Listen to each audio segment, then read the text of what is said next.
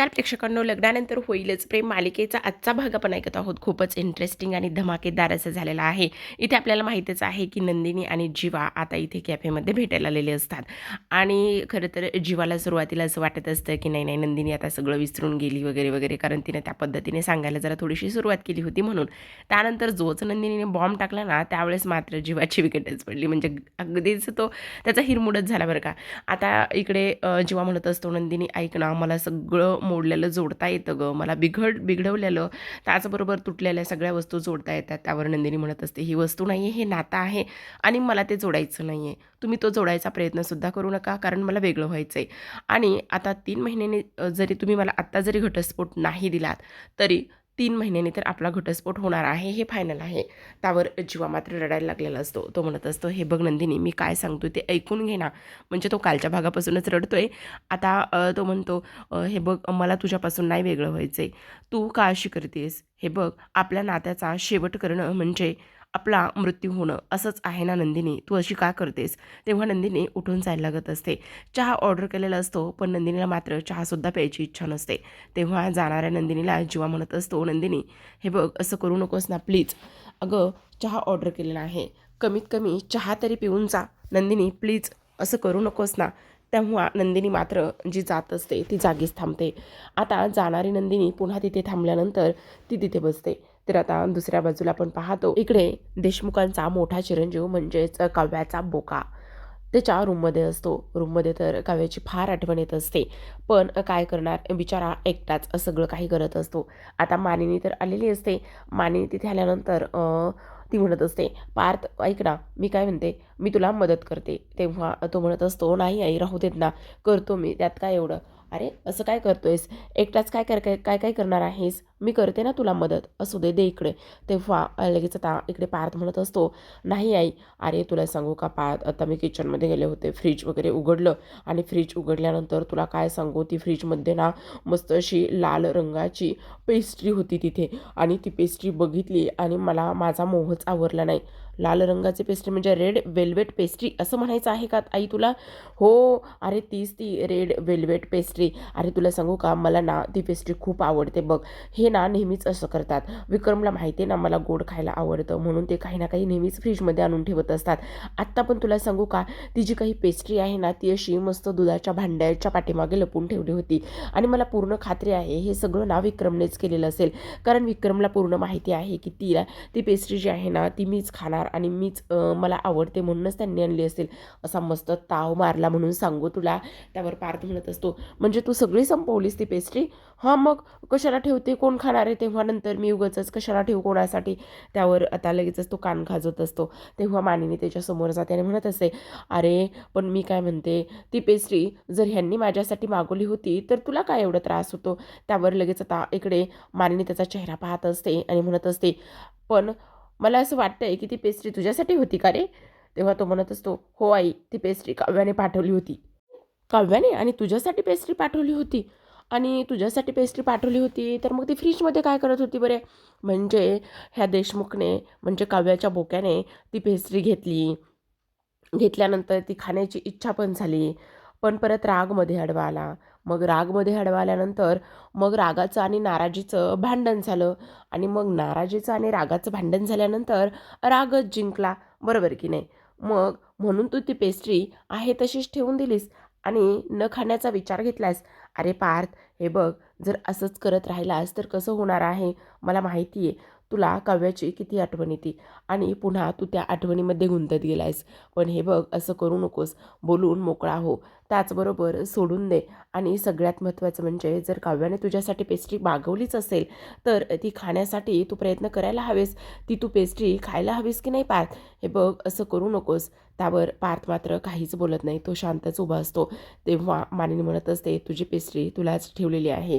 मी ती पेस्ट्री कशी बरे खाईल, कारण ती पेस्ट्री तुला काव्याने दिली होती की नाही, असं म्हणून मानिनी म्हणजे बोललंच बास करत असते बरं का. तर आता दुसऱ्या बाजूला वळूयात. दुसऱ्या बाजूला आपली नंदिनी मात्र आता जीवाच्या समोर येऊन बसलेली असते. आता जीवाच्या समोर नंदिनी येऊन बसलेली असते का, आता तिला तो चहा संपवायचा असतो का? नाही, अजिबातच नाही. तिला तर तो चहा संपवायचा नसतो खरं तर बरं का. आता जीवा मात्र चहा पिणार असतो. जीवाने मस्त कपात आणि बशीत असा चहा मिक्स केलेला असतो. आता त्यानं बशीत असा चहा ओतलेला असतो. खरं तर जीवाला हा चहा कधीच प्यायला असा आवडायचा नाही. पण जेव्हापासून नंदिनी त्याच्या आयुष्यामध्ये आली ना, तेव्हापासून त्याला बरंच काही आवडायला लागलेलं आहे. तर आता मस्त बशीमध्ये चहा ओततो आणि फुरके मारत तो चहा पित असतो आणि फुरके मारत चहा पित असताना म्हणत असतो, असा चहा पिलं ना तर त्या माणसाचं मन पूर्ण साफ आहे. त्याच्या मनामध्ये कोणतीच खोटी नाही आहे. तो जे काही करत असतो ना, तो सगळं काही इथे व्यवस्थित करत असतो आणि त्याचबरोबर सगळ्यात महत्त्वाची गोष्ट म्हणजे हा असा फुरके मारून चहा पिलं ना, तर मन अगदी प्रसन्न होतं आणि त्याचबरोबर इथे आपल्याला चहा पिल्याचं फीलसुद्धा खूपच छान येतं, असं सुद्धा आता इकडे तो बोलत असतो. आता हे सगळं काही बोलत असताना नंदिनीला मात्र ते सगळं काही आठवत असतं. कशा पद्धतीने तिने पहिल्या वेळेसच बशीमधून चहा पिला होता, बशीमधून फुरके मारत चहा पिला होता आणि तिचं मत आता इथे जीवाला सांगितलं होतं. आजूबाजूचे सगळेच लोक जे आहेत ते इकडे जीवाकडे पाहू लागलेले असतात. तेव्हा मात्र जीवा सगळ्यांना सांगत असतो, अहो तुम्ही काय पाहताय माझ्याकडे, तुम्ही अजिबात काळजी करू नका. असा चहा तुम्ही एकदा पिऊन तरी बघा. तुम्ही जर असा चहा पियाल ना तर पुन्हा पुन्हा त्या चहाच्या प्रेमात पडाल. हो, कारण आमची चकाचकबाई असं सांगायची. आणि त्यावर चहा पित असताना मस्त जो काही आपला पाव आहे, जो काही आपला बन आहे ना, तो असा घ्यायचा आणि तो असा घेतल्यानंतर असा मस्त असा फोल्ड करायचा, असा कुस्करायचा आणि असं हे सगळं काही केल्यानंतर तुम्हाला सांगू का, हे बघा असं मस्त असं खायचं. असं खाल्ल्यानंतर ना जी काही मजा आहे ना, ती मजा मात्र कशातच नाही, असं सुद्धा आता इकडे तो सांगू लागलेला असतो.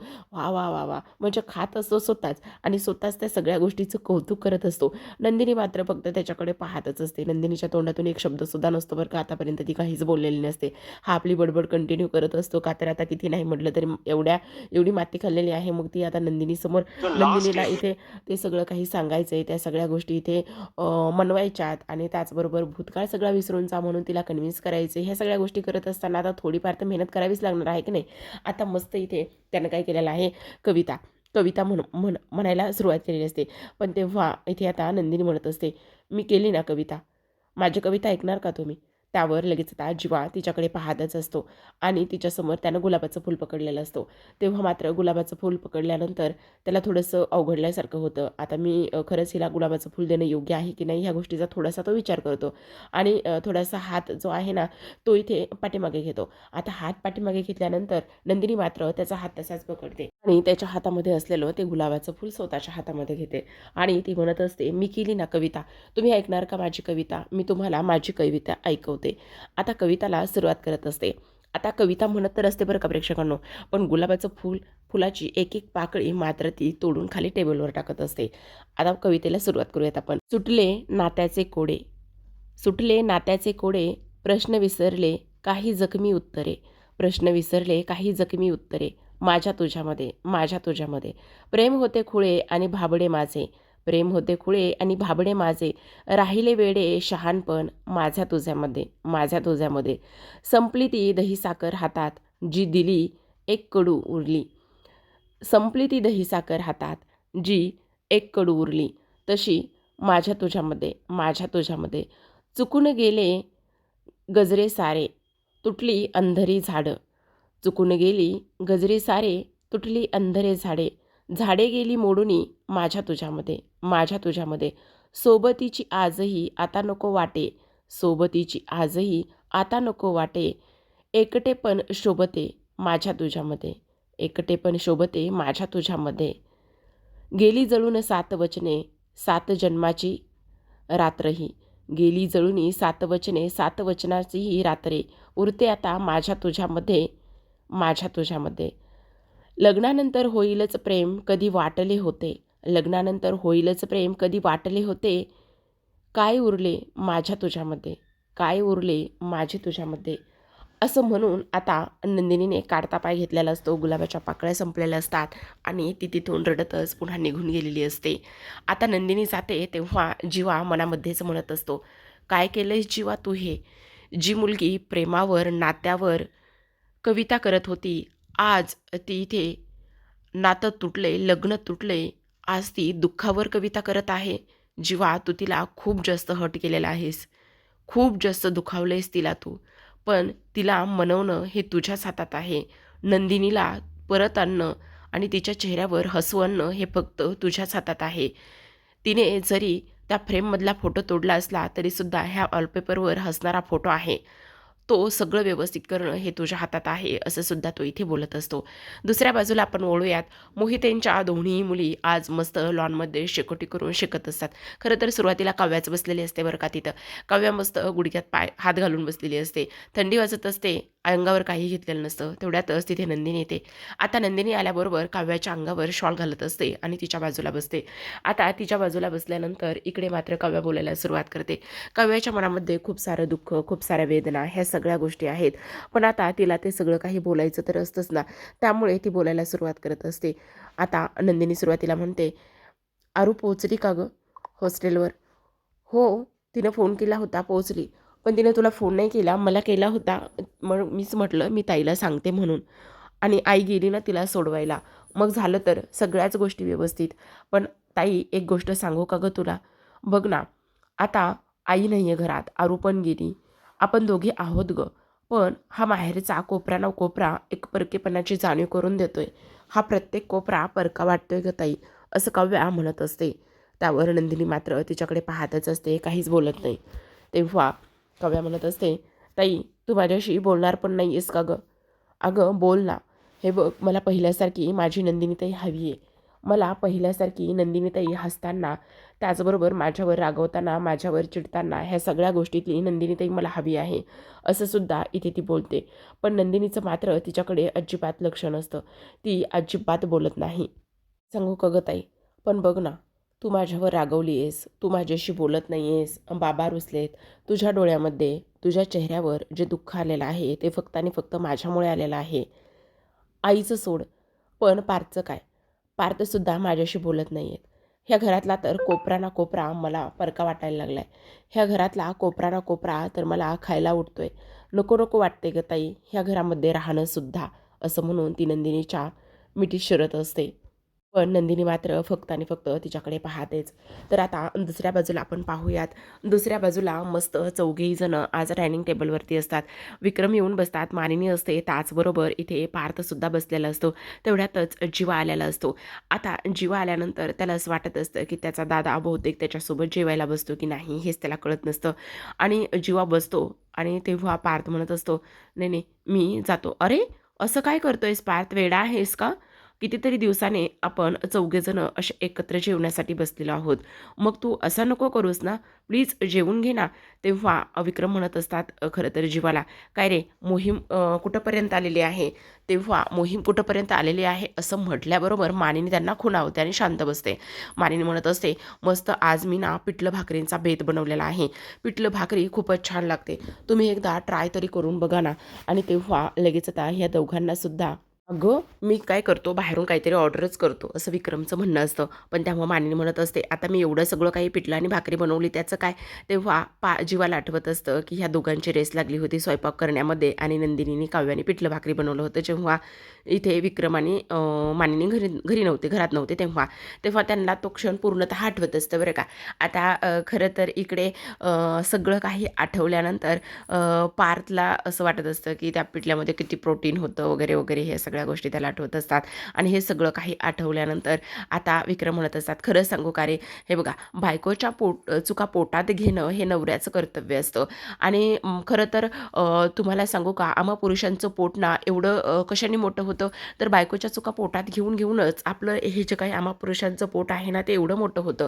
तेव्हा मानिनी म्हणत असते, "हो, त्यामुळेच तर तुमचं पोट एवढं फॅटी आहे ना." तेव्हा विक्रम म्हणत असतात, "अगं, माझी बायको चुकाच करत नाही आहे. काय सांगू तुला, खरं तर बायको बायको म्हणजे ना, बाबा, बाबा, बायकोचं सगळं ऐकलं पाहिजे, सगळ्या गोष्टी तिच्या मानल्या पाहिजेत. बघा, आता मी ऐकले का नाही, मी म्हणत होतो बाहेरून काहीतरी ऑर्डर करूयात म्हणून, पण बायको काय म्हणाली, नाही, नाही, नको, नको, नको, अजिबात नाही. पिठलं भाकरीच खायची ना, मग झालं, मी कुठे ऑर्डर करतोय. बायकोचं ऐकणं सगळ्यात मोठं शहाणपण बाबा.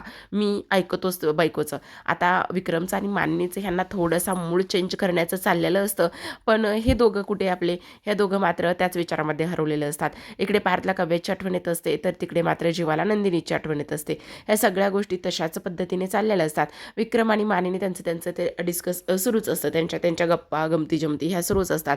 फक्त आणि फक्त बायकोच्या ह्या नावावरच. कारण बायको ही नवसाने केलेली असते. नवसाने नाही तर ती मिळालेली असते. मग तिला किती जपलं पाहिजे, मग काय-काय केलं पाहिजे, या सगळ्या गोष्टी ते इथे बोलत असतात. आता हे सगळं काही बोलत असताना जीवा आणि पार्थ त्यांच्या विचारामध्ये असतात. अधूनमधून विक्रमकडे पाहत असतात, पण अजिबात नाही. आता मानिनी म्हणत असते, "अहो, बाद झालं तुमचं हे. किती बायकोचं कौतुक करताय का काय करताय? मला तेच काही कळत नाहीये तुमचं. काय चाललंय काय? ती पिठलं भाकरी एवढी छान गरमागरम बनवली, ती थंड व्हायला नकोय काय? घ्या बरं पटापटा खाऊन." तेव्हा विक्रम म्हणत असतात, "हो मानिनी, ते तर करायचंच आहे. पिठलं आणि भाकरी तर खायचीच आहे काय?" आता मानिनी सगळ्यांना पिठलं भाकरी वाढलेली असते आणि जीवाच्या ताटामध्ये कांदा असतो. आता खरं तर पार्थला कांदा हवा असतो बरं का, आणि त्याच्या ताटामध्ये कांदाच नसतो. आता पिठल्या आणि भाकरीसोबत कांदा खाणं हे आहेच. मग तो म्हणत असतो, "आई अगं कांदा दे ना." तेव्हा मानिनी म्हणत असते, "अरे पार्थना कांदाच संपलाय बघ." तेव्हा जीवा त्याच्या हातातला कांदा देतो त्याच्या ताटामध्ये आणि म्हणत असतो, "घे ना रे दादा." त्यावर सुरुवातीला पार्थ म्हणत असतो, "नाही नको." अरे असं काय करतोय? लहानपणापासून तर जे आपण गोष्टी आहेत त्या सगळ्या काही शेअरच करत आलेला आहोत ना. जे माझं आहे ते तुझंच आहे, घे असं म्हणता क्षणी त्याला ठसका लागतो. आता धावतच जीवा त्याच्याकडे जातो आणि म्हणत असतो, "थांब मी डोक्यावर पाणी ओततो." आता डोक्यावर पाणी ओततो असं म्हटल्यानंतर पार्थला तेव्हा काव्याला पाणीपुरी खाताना ठसका लागलेला असतो.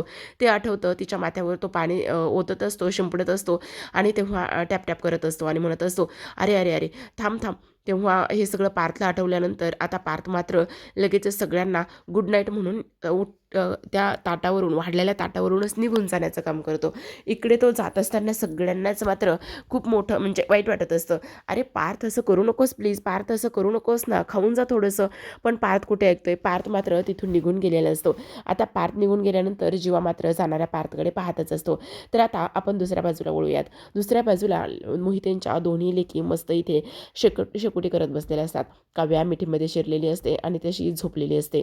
काय हो प्रेक्षकांनो, काव्या झोपलेली वाटते का तुम्हाला? अजिबात नाही, नाटक करते हां, बरं का. आता नंदिनी तिला उठवत असते, "काव्या उठ गं, काव्या उठ गं," असं बोलत असते.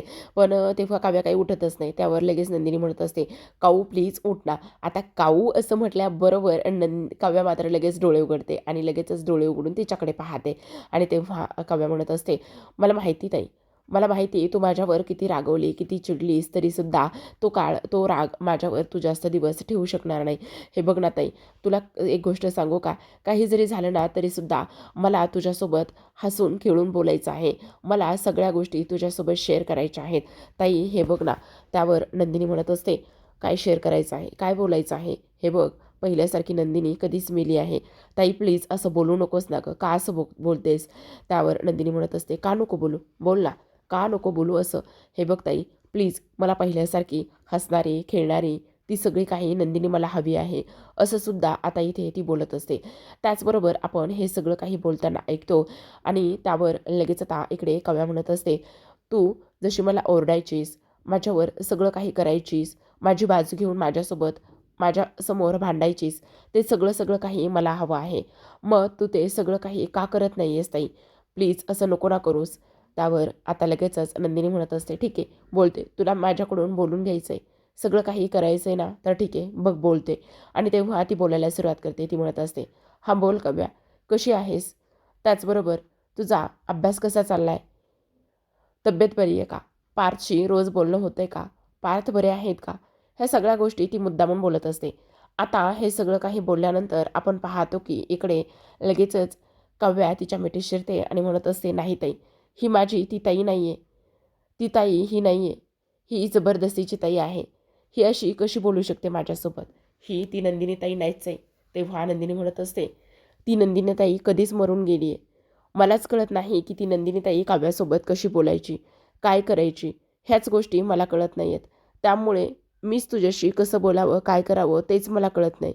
असं नंदिनी म्हणते आणि तेव्हा काव्या पुन्हा तिच्या मिठीत शिरते आणि रडायला लागलेली असते. तिला खूप जास्त वाईट वाटत असतं. तर आता प्रेक्षकांनो, आजच्या भागामध्ये एवढंच. उद्याचा भाग तर खूपच भन्नाट असा होत असतो बरं का. आता खरं तर पार्थना किचनमध्ये असतो.